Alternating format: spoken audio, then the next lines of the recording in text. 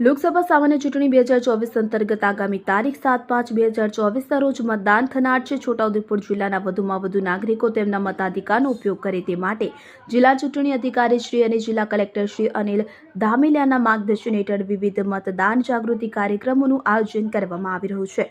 નાગરિકોને અવશ્ય મતદાન કરવાનો સંદેશો પાઠવવા મતદાન જાગૃતિ અભિયાનના ભાગરૂપે છોટાઉદેપુર ખાતે સાયકલ રેલી યોજાઈ. આ પ્રસંગે જિલ્લા ચૂંટણી અધિકારી શ્રી અનિલ ધામેલિયાએ જણાવ્યું હતું કે લોકોમાં મતદાન અંગે જાગૃતિ લાવવા તથા કોઈપણ મતદાનથી વંચિત ન રહે તે માટે છોટાઉદેપુર સંસદીય મતદાર વિસ્તારમાં વિવિધ મતદાન જાગૃતિ કાર્યક્રમનું આયોજન કરવામાં આવી રહ્યું છે, જેના ભાગરૂપે સાયકલ રેલીનું આયોજન કરવામાં આવ્યું. આ ઉપરાંત જિલ્લામાં અવસર ડિસ્કાઉન્ટ માટે ઘણા વેપારીઓએ સંમતિ દર્શાવી. તેમણે વધુમાં મતદાન જાગૃતિ અર્થે જિલ્લામાં આગામી તારીખ 6/5/2024 એટલે કે મતદાનના આગલા દિવસ સુધી જિલ્લામાં મતદાન જાગૃતિ માટેના વિવિધ કાર્યક્રમોનું આયોજન કરવામાં આવનાર હોવાનું જણાવીને છોટાઉદેપુર સંસદીય મત વિસ્તારના તમામ મતદારોને અવશ્ય મતદાન કરવાની અપીલ કરી છે.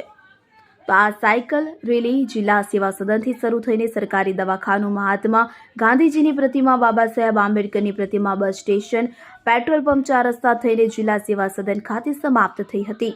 જિલ્લા ચૂંટણી અધિકારી શ્રી સાથે સાયકલ રેલીમાં જિલ્લા વિકાસ અધિકારી શ્રી સચિન કુમાર, જિલ્લા પોલીસ અધિક્ષક શ્રી આઈજી શેખ, પ્રાંત અધિકારી શ્રી વિમલ બારોટ, પોલીસ કર્મીઓ તેમજ મોટી સંખ્યામાં નગરજનો જોડાયા હતા. શેખ મુઝફ્ફર નજર, છોટાઉદેપુર.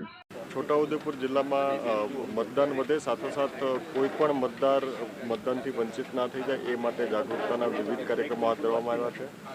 ગઈકાલથી જ આપણે અલગ અલગ કાર્યક્રમો હાથ ધરેલા હતા. અવસર ડિસ્કાઉન્ટ નિમિત્તે પણ મોટી સંખ્યામાં વેપારીઓએ ભાગ લીધો છે. સાથોસાથ આજે વહેલી સવારે સાયકલ રેલીની અંદર પણ સ્થાનિકોએ, છોટાઉદેપુરવાસીઓએ મોટી સંખ્યામાં મારી સાથે ભાગ લીધો છે અને આપણે જાગૃતતા કરીશું. આપણે આગામી 6 તારીખ સુધી અલગ અલગ કાર્યક્રમો, મતદાનના આગલા દિવસ સુધી અલગ અલગ કાર્યક્રમો કરવાના છીએ અને સતત આ કાર્યક્રમોમાં મોટી સંખ્યામાં છોટાઉદેપુર પાર્લામેન્ટરી કોન્સ્ટિટ્યુઅન્સીના મતદારો મતદાનની પ્રક્રિયામાં ભાગીદાર થાય એ માટે હું આહવાન કરું છું.